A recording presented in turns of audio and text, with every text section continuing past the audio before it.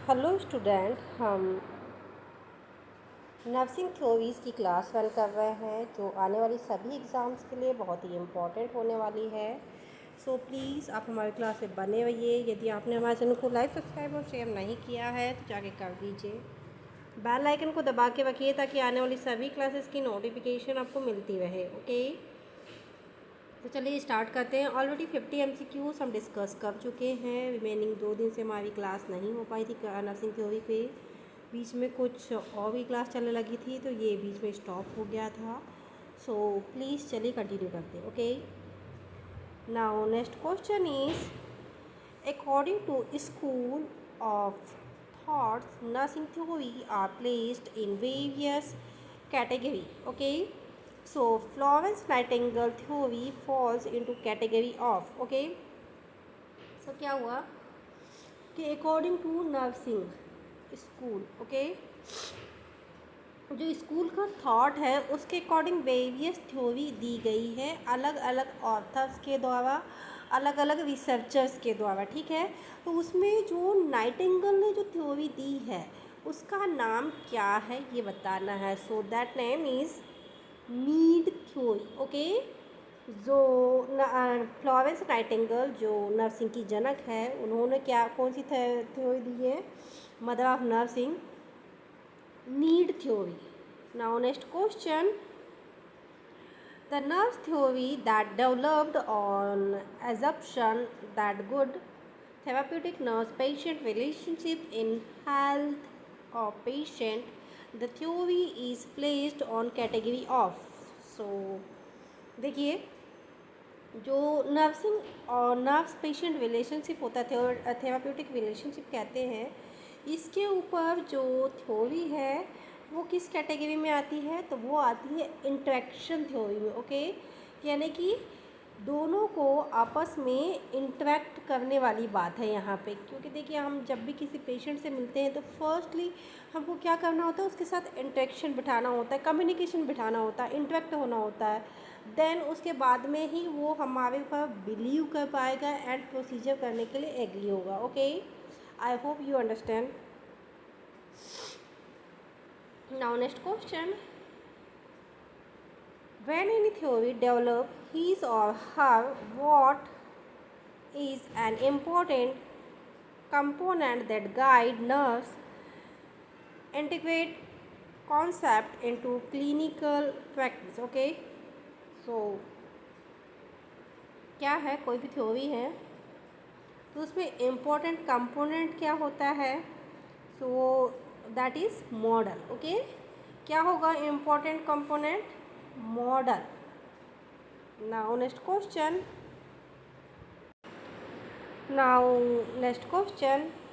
common concept in all nursing theory include the following except. Okay, so common concept क्या है all nursing theory में? वो है nursing history. Okay, क्या है? नर्सिंग हिस्ट्री क्या होगा? एक्सेप्ट है, बाकी सारी चीज़ें होगी। तो क्या होगा? द पर्सन और पेशेंट दो होगा, दोनों होंगे। हेल्थ और इन्वायरमेंट ये भी होगा। नर्सिंग गोल एंड फंक्शन ये भी होगा, बट नर्सिंग हिस्ट्री नहीं होगी। नर्स की हिस्ट्री का क्या काम है बताओ? कोई काम है इसमें? नहीं है। Now next question, it is important to use consistent language in developing nursing theories because.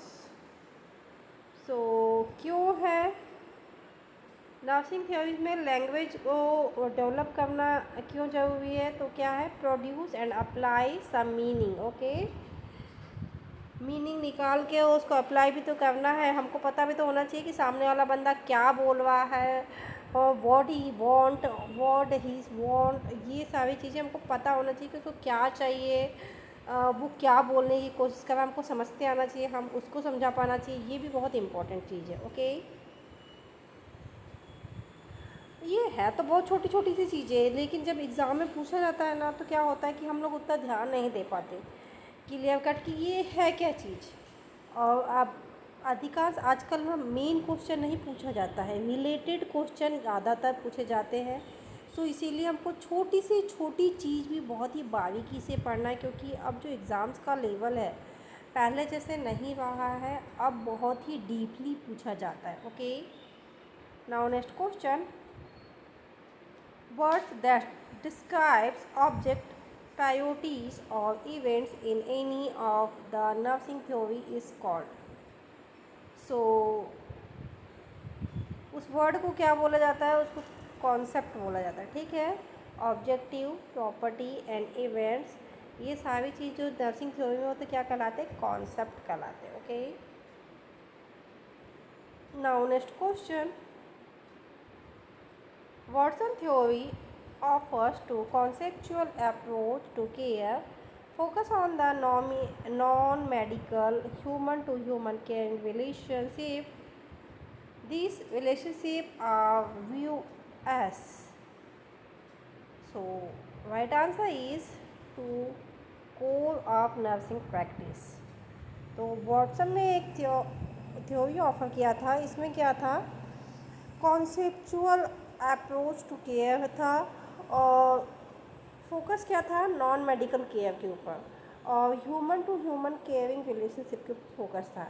तो ये रिलेशनशिप के किस प्रकार से देखा गया इसको, तो इसको देखा गया to core of nursing practice. Okay, यानी कि हमको मेडिसिन दे दे तक ही हमारा काम नहीं होता, उसके बाद में देखिए बहुत सारी चीज़ें होती हैं, हमको कम्युनिकेशन बिठाना पड़ता है, उनकी साइकोलॉजिकल बातें सुननी पड़ती है, समझनी पड़ती है, प्लस उनको मोटिवेट करना पड़ता है, गाइड करना पड़ता है।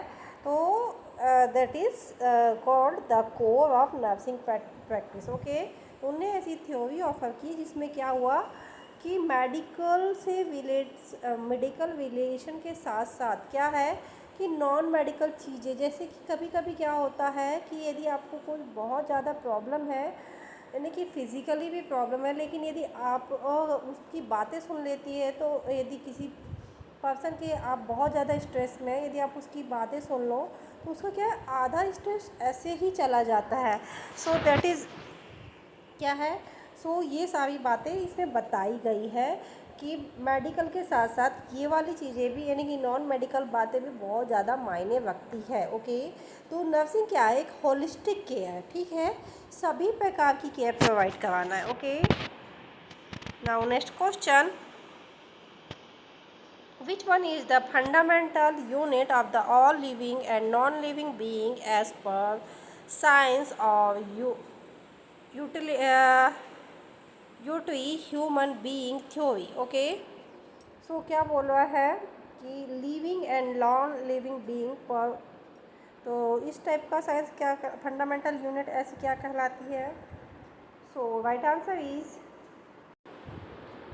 Energy field. ओके, क्या कहलाएगा, energy field. Now next question, all human being interact with their environment and constantly exchange their energies. This concept is described in Rogers theory. So क्या बोल रहा है, क्वेश्चन को ध्यान से पढ़ना क्योंकि क्वेश्चन में ही आंसर छुपा होता है कि क्या है, all human being interact with their environment. ठीक है, सारे लोग क्या होता है, अपने इन्वायरमेंट से इंटरेक्ट होते हैं, कंसिस्टेंटली एक्सचेंज द एनर्जी। सो रोगास ने इस थ्योरी को डिस्क्राइब किया है, तो क्या डिस्क्राइब किया है, इसको क्या बताया है, ओपननेस। ओके, क्या बताया है, openness. Now next question, the balance between dynamic life process and environment is called. So क्या है, बैलेंस क्या है, डायनेमिक लाइफ और इन्वायरमेंट में क्या कहलाता है बैलेंस, वो कहलाता है होमोडायनेमिक्स। ओके, क्या कहलाता है, homodynamics. Now next question, while providing care to the patient, the nurse should focus on nutrition, sleep, rest, exercise, and the relation of the patient with other to promote.